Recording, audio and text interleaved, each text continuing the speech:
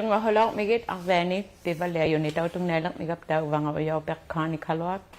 ฮิบลังเมฮิลาวุดเอาเฮกอาลูเอาอยากวุ้นนักเอก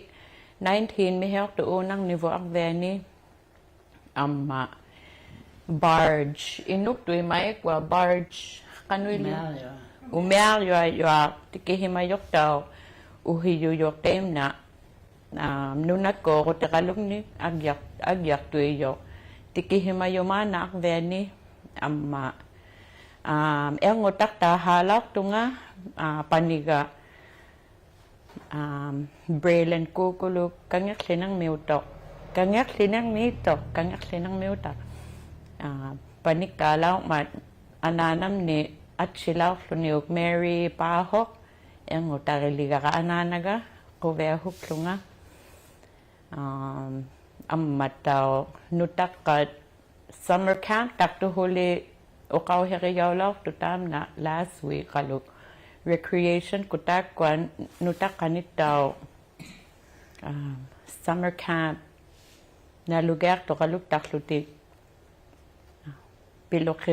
pilokhe yak taktut ublumil litakwa to hak viginarap tigo akveni pivalle yuni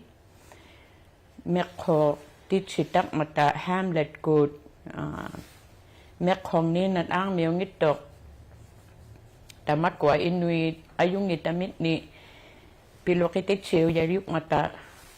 tuhak vigilaw kaptigo Sephora Thompson amma Bradley Williams ang veni Hamlet good ni ikayok tiu taklutik takwa takwa pilokititsyo yalaw mata tabad tukihibiginak pabut mekho yalaw mata akbeni caribou socks mekho yalaw mata tukihikanang nakapit tuhak vigilaw labot kituk mga tao kakarluta hibulyak pa may kinaw mga peo kakarluti Maria ulit yung Sipok chang mo yung Dagon na ko mo yung ta kwa ilay nan angyo galwak ilin niya law tut mek khong nang mik yaking waliw law mata tuhak biginak tavut tay kwa taw tamani ngitu galwe la tamani kati ngitavu galwa ilin niya kataw law tut Rosie panigunya utok amma Margaret at tatlo takwa taw mek ko kataw law sutik kay hilarin ng mig amilarin ng mig ilin niya law to takwa hibul lang mi amilarin law mata mek ko yohan niya law tuti ilin niya kit siyo law tuti ilina si yulaw tungan yung ito ramong itong wala may ilit si pata ikayo yamelaw ubangat taw ilin niya kit sa kataw law kamataw ilin niya kit siyo law kamno putulo Maria Aulajut ang maubanga uyaw pek ilin niya kit silaw kapta takwa mekhulaw sutik o kau herigayan atu luak pero hivul lang mek kano pilaw na mga tatakwa amang niniw bakaso ni kay ko ham na pilagay nila niw bakaso ti amata ko ilinato amilagan ng pilagakahimang itong may ilinato okay kinaw kakaso ko hindi kakaso ko Hela rejält suku amma hunema te ikikmu te tuli hela suku mai chao cha me lau tu pan na reu lau ka suti mai chao cha me lau tu pilari kula ta ko ilinne lau atau kata baglati ko merako tamna amileri tillugi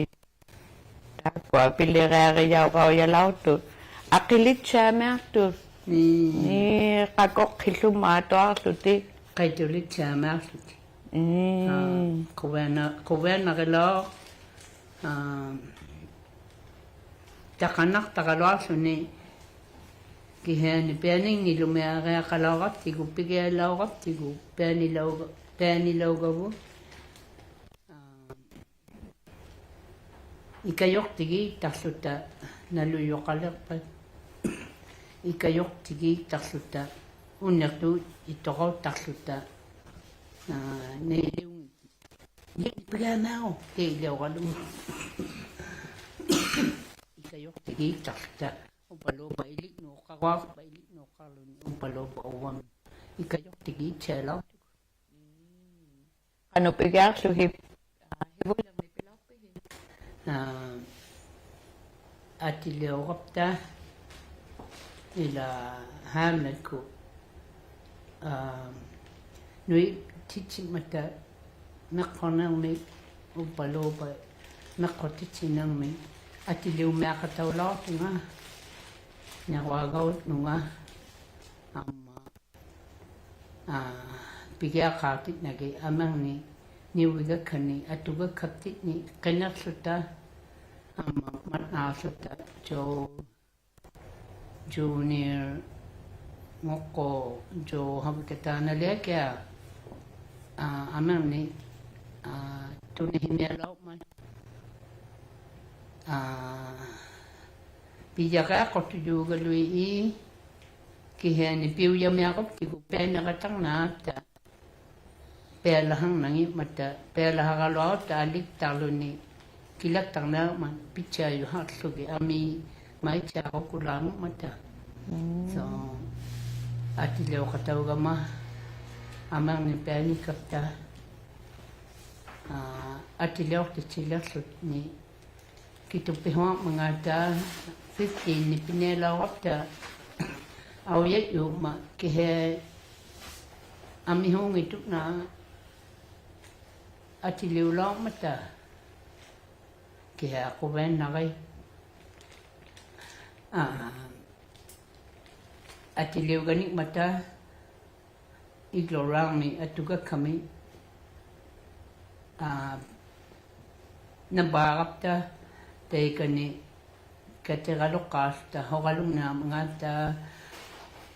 utu teralung ni kapi ya agalung nakasuta teikunga ilinati laksugi kano amerinang mi panegaloa pat kinitarlugo imulugo kilagakak pa kilaglugo ubalo baho na mo kaya ako may tumo kalahimalaw lugo kitulik itchamete aperilaw lagi tau tagong na kano tuhalaw pit taba mekhong nak tu ni Halau tu na awa kalau kita harau lawan untuk kata melau tu ngai ling ne kuasa nga ko bagi lawa nek hoy hit kan ne wa tu nga ko ven na yo ni amilerin yang mi ilin niya katawlaw kabit ilit si balak pi ayok na lau tu ka do kawai mai balle la tu ni ko ven na ni takutit si tak tulak pi mek kholaw tak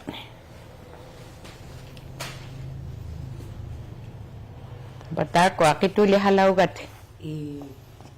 kituli halaw ka pelahan ni ya me aso ko ve ki lo wa Kakukuni. Takwa kituli halaw kay ama ukwa dafo ila sheepskin, sorry. Una sheepskin na tu. Amea pilerari lauga. ayo lo lo ga kau yang malu tu ni ko ve na Mau nga takwa kilu te me khoga ka ve hevol lang na kanoi lau pa. ma ni pia ka lo tu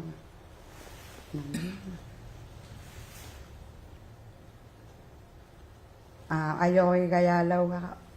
ayung ni lek palen lo tu ti he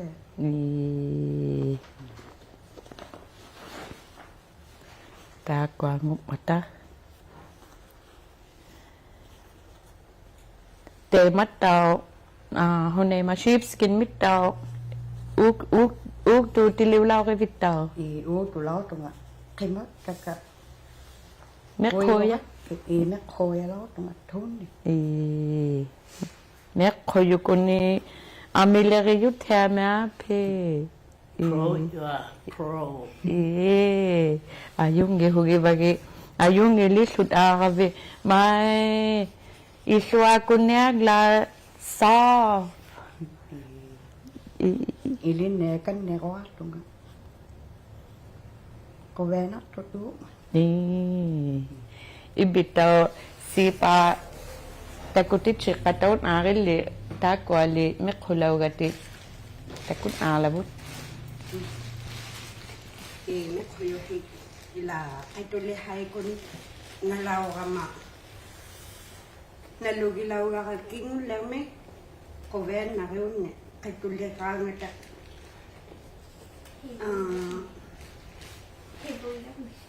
hevol le king le hevol le me inne palela ga ma ko ven na re lao to kappa take my first pair. Mai kilut cari kuni.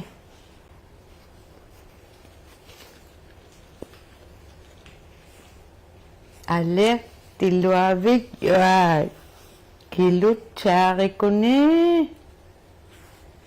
Amo ban takak hiu beni ito huli. Amo ba sheepskin.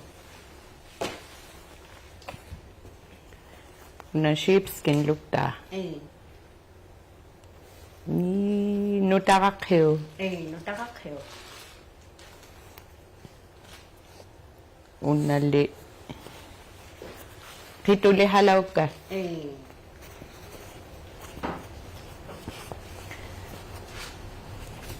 Fake fur. Fake fur. Ini itaka huli. Una kaduli haka suko. Me kore nila waka. Una nga. Ileo kaka la me koka suko. Beni mat. Una pili suko. Ama una kaduli haka ni suko. Katik suko me kuli la waka. Ayung itema pisof. Itu tiada sukuni iswa metuina. Hai kakok itema mata ayung itema kapi.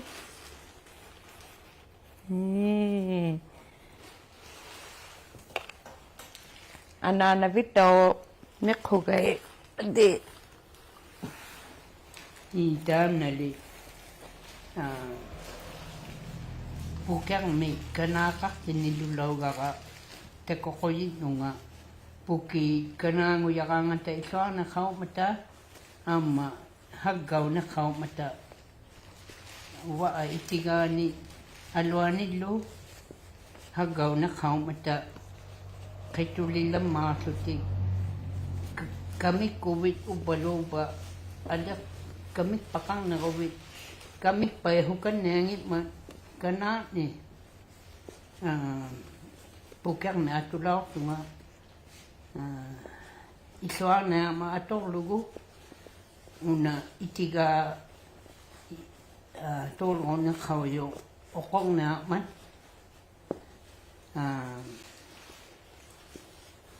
panela yu ki head kowe na reulo to kila kakaloa patagla kila nakochayo han lugu hukal lugu kini lao lugu kini tilao lugu nakola lugu ublo meula iliktiutini atu hulagapta kanokto ang iti kumi ukto tilawa ka mga pinaluguwi una ikuhit ni unga itigak tutana tiko mat tabatam na ukto tichero ko ikuhit ni unga itigak pi ay itsanakit magu tam na tulaw kinang lugu tichero gaya lugu te makawi manaputi kanokto akti kumehana yakak mga pi iliktiw hiuli kawit pitsa tayo nang ito mekokto ni tamayak talaw ni kaya iliksina mag tamayak tamelaw ki na mamerto ihumag na kanulog ta atokagak ni sheepskin tukto upaloba material mekokamayo upaloba fake fur hunamea me atumaluti pihuaga ni ayo ring ita ni pigya kaluti ayok nang niya kaw niya ublo meula iliktiuti ni atul hulagap ta teba atuga katche upangat tau ta kwa mekholak takat tau tab na ikuluk kituli hailaw kap tela tam na nogat kituli halaw gakalle nogat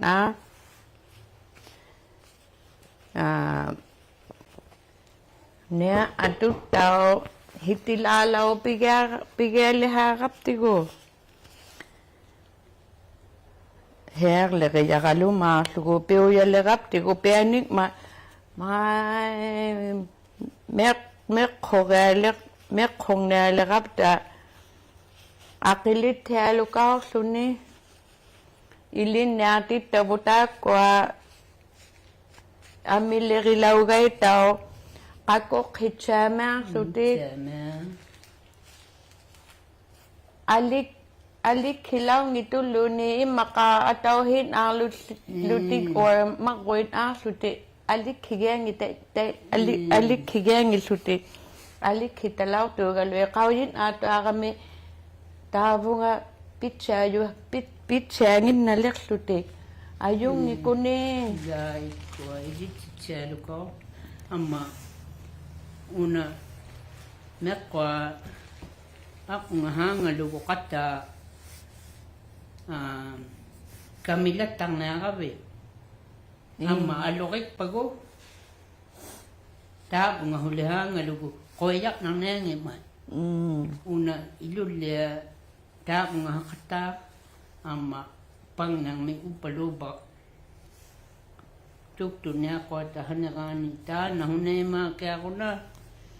hibu muhanga lugo nakwa kamilalutillo koyak talangin nabe ni alekti ta kwa mekhogale rapti kute matavonga hanga law sugo tabakitulihang ni kuga nongan alekti liu katawlaw tunga iswariyap ni mekhokoyilaw kapta taba iswariyam ni mekhokatawlaw kama tamna kamik patu mekhulaw kapko takinan asugo mekhote mo liu kwa mekhulaw kaka mekhote mo iswati amma sheepskin mit tau uk to kak misuta takwa tau unali sheepskin. Kamik paleo kuak miyakat tau tam na kihanit tau te anay tun amit tau te atu mek khok tu luak miyok ihumak kumek tugu iswagayap tin ni ihumagayap tin ipilaw kapta takwa tau imaka size 8 kaloko mata angutihiutin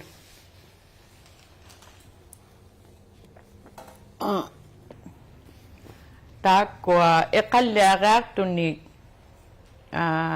tubani tia itigabun kano at tuanin na meto ayuk matahiku mo apo puluba itigay kinak tuyuk man takwa ihumaslungat tao itigay kinang itumi takwa tao mekhulaw miyak ka nugan ak tam na tao nugan angop miyok una sheepskin nguslu ni takwa tao mekhulaw ka mekhwaning igayak tunga mekhwaning igayak ko tugut mekhwaning igayak tunga tabat tia ihumagislugo mekhulaw kama peaning igayak tunga mao nga huli kilago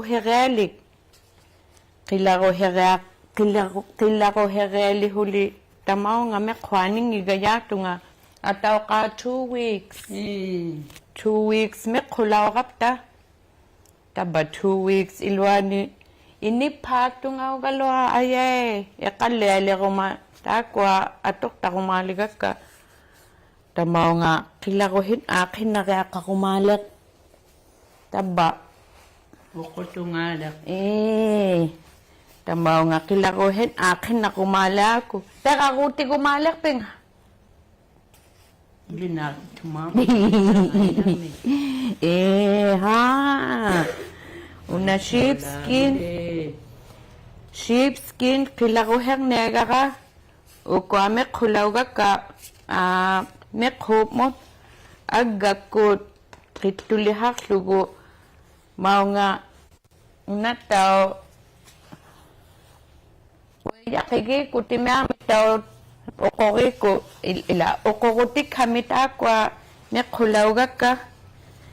iqallale goma ba kamikpat Prabubud. Himagalwa ako ukok to enalon.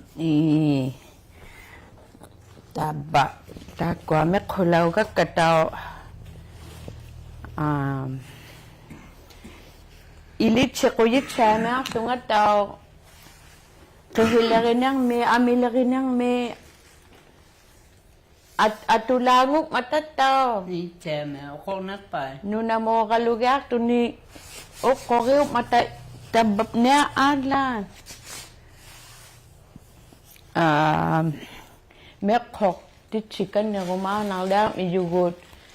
ili take kwa at iliuluk talaw tu galoy nila tamang me kain ne ayung malaw mata ilay na tangi kailaw tu tikihe ni peani chalo kaulaw tuta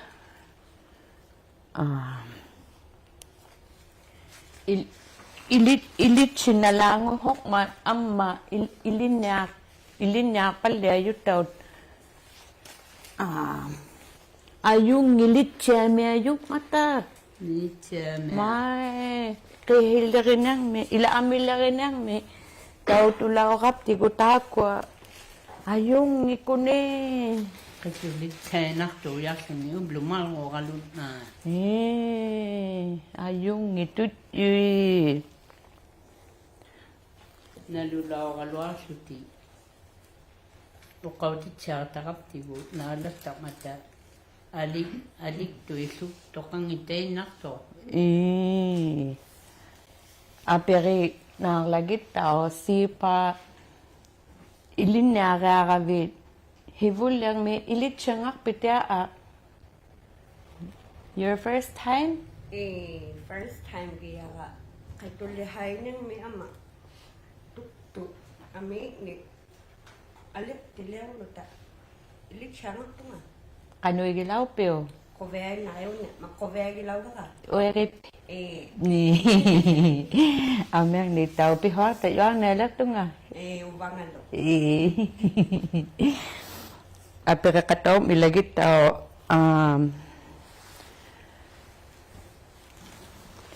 ilin natin lutit tama kuning amek hokalung nang may huna ko vagi nak pagilaw peo. O vege ve me lo ga ini ne lo ma ke chule hai ne kan Nek hoyo tungala kabit. Amira rinang may tayo ng tungala kabit. ini chikan ne ro tu ma I- ve na yo na Tabo nga kanipinak. O na ko ni tema imaka kahila rinang may ilin na kumalak ko kabit. u to ta me ro ta ke ta ne Ilo abik. Ayong ihugi bagi.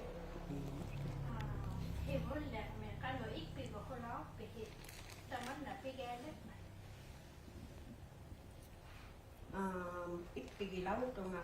Koilat tama nga. Ilit chicken niya na kama. Takwa ni. Kovea huma nga koilat palaw ito nga. ayo na hogilaw tu gat to hunau ba pingiluk tu ni pin na na kau hin na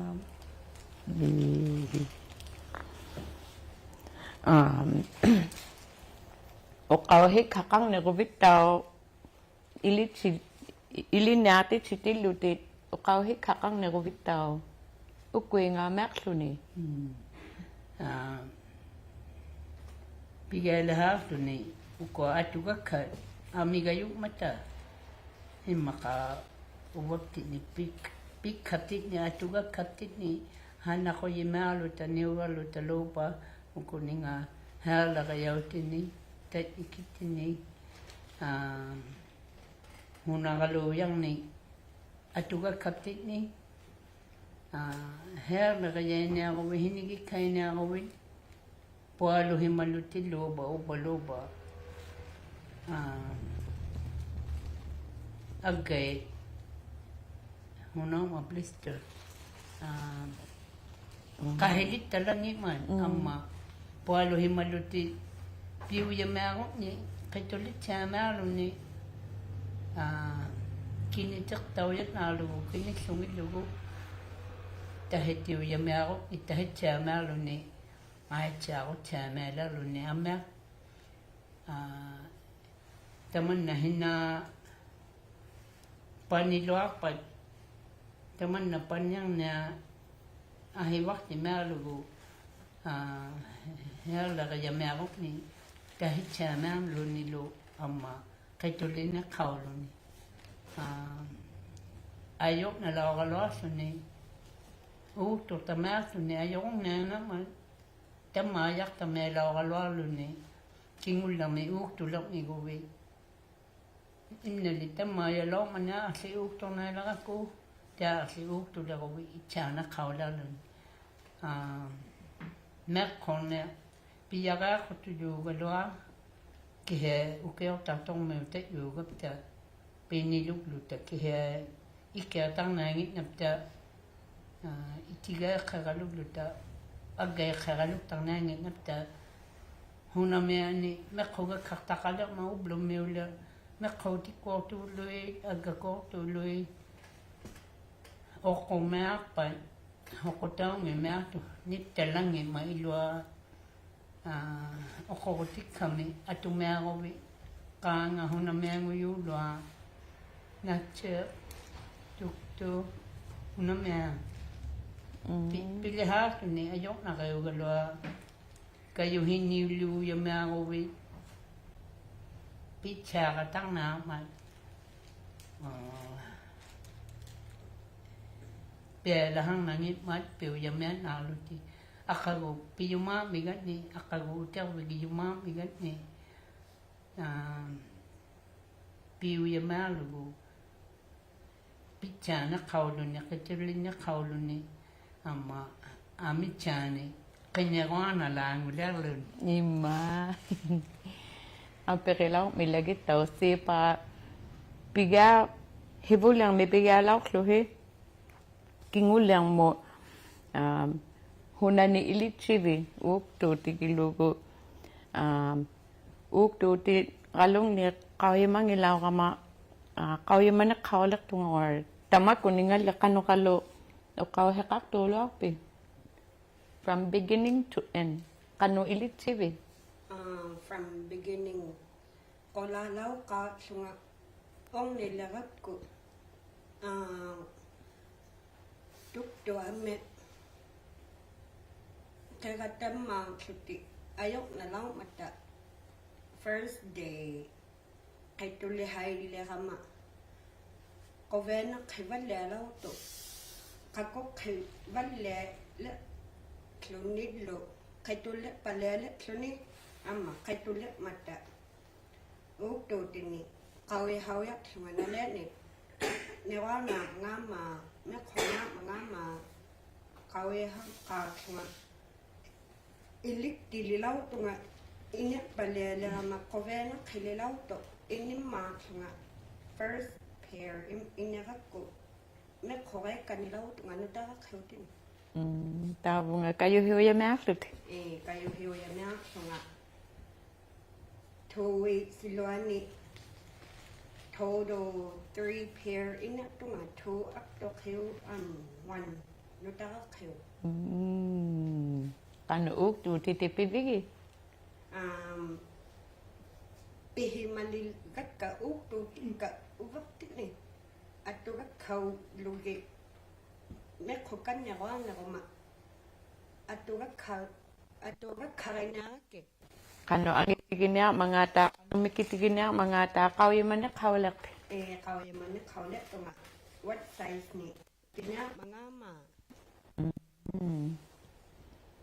ibitaw apere kataw lagi hibol yang me pigali halaw tuti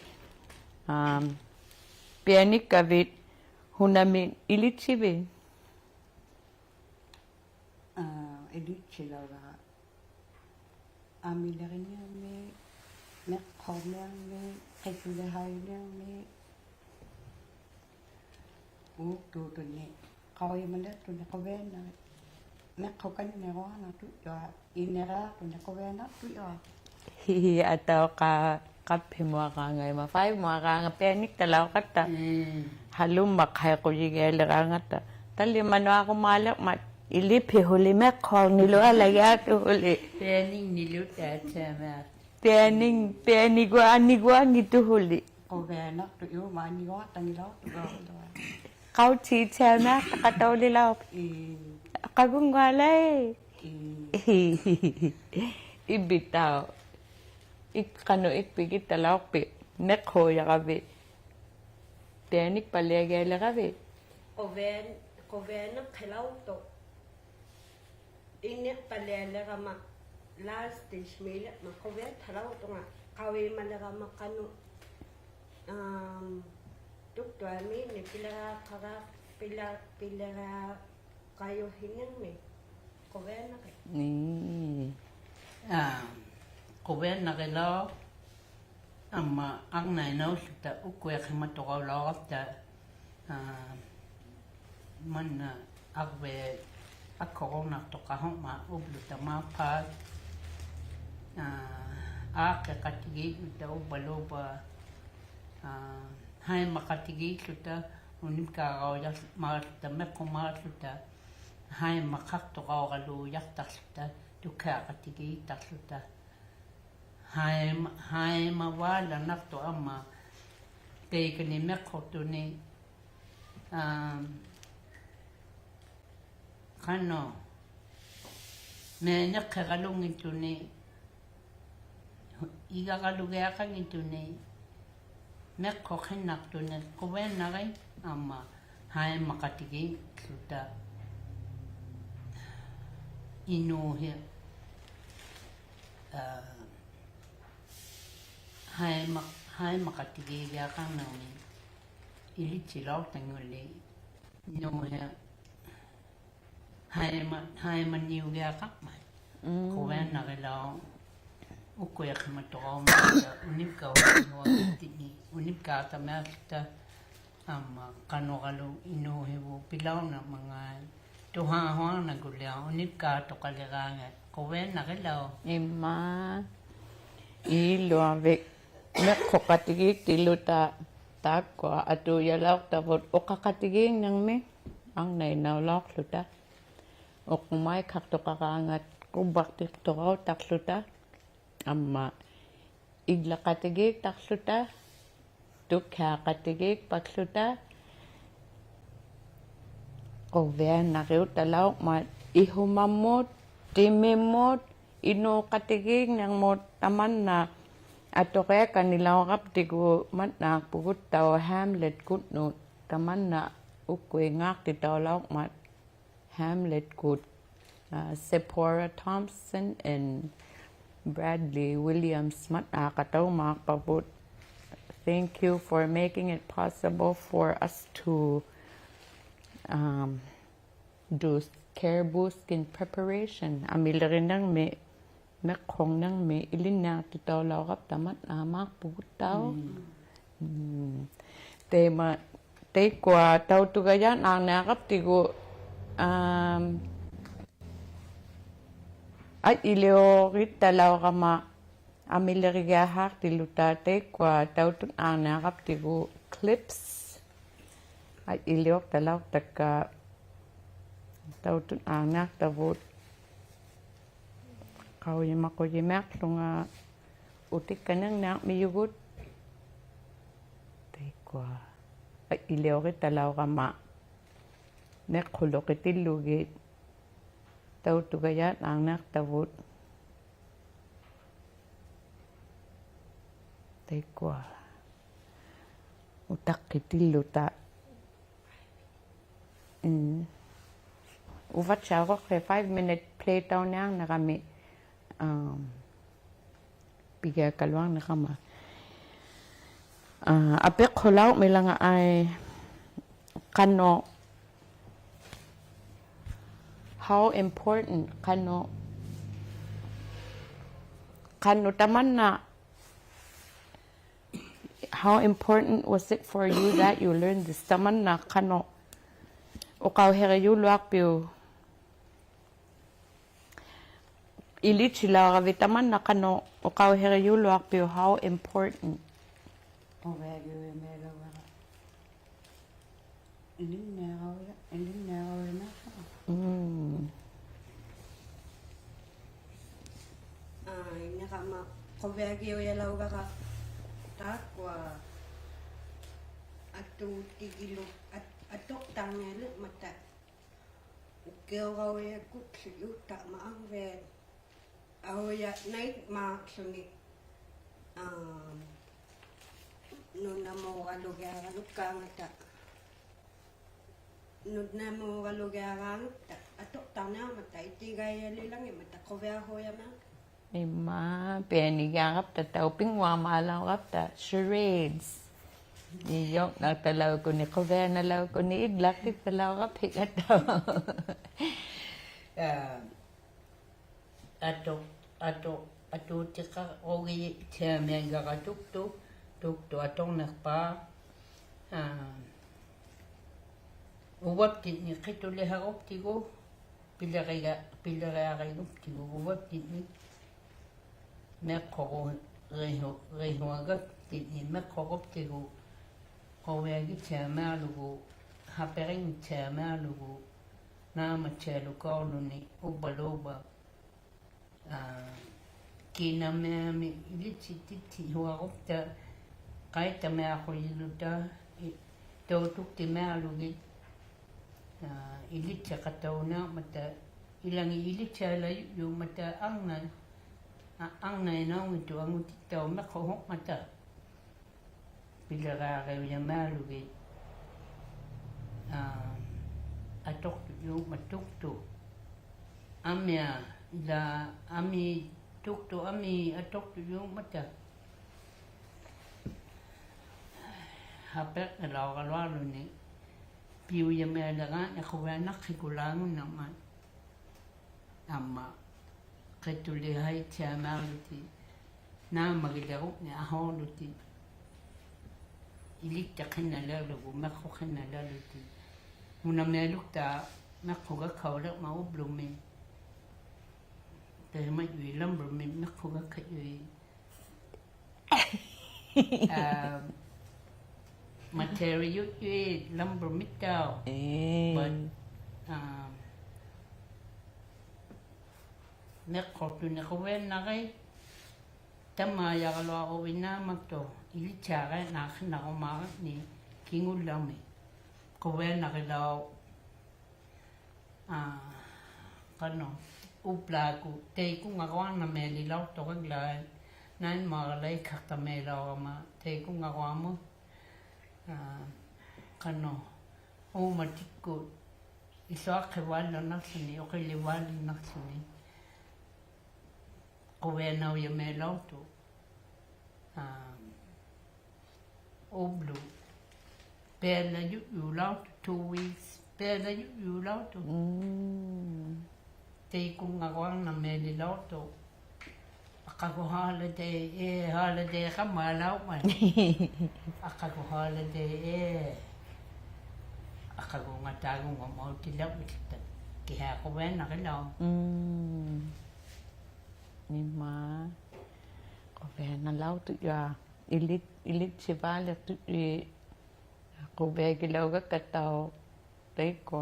ilin ya ti lau ta wo me ko yu ko ni amile ge yu ko ni ayung ni ko ni ayung ni hogi va ki tao tama phi bilo sipa ayumina ko ni phaka ka binglai ni guana langu kalua ublu amiho ilot mat akhin nalek pogota ko taw tung ne lagap ti ko